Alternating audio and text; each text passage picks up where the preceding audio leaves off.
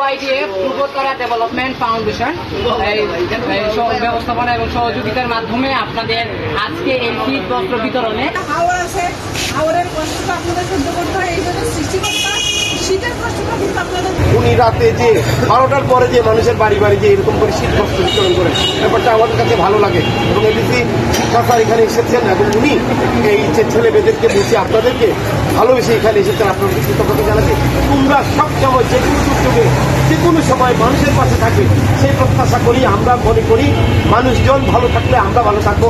আমার দেখি যে মোটামুটি এখানে কিন্তু রোদ ওঠে, তো সেই তুলনায় আপনারা অবশ্যই সৃষ্টিকর্তার আশীর্বাদ করবেন। যেহেতু আপনাদের এদিকে হাওড় আছে, হাওড়ের কষ্টটা আপনাদের সহ্য করতে হয়, এই জন্য সৃষ্টিকর্তা শীতের কষ্টটা কিন্তু আপনাদের প্রতি কম দিয়েছে।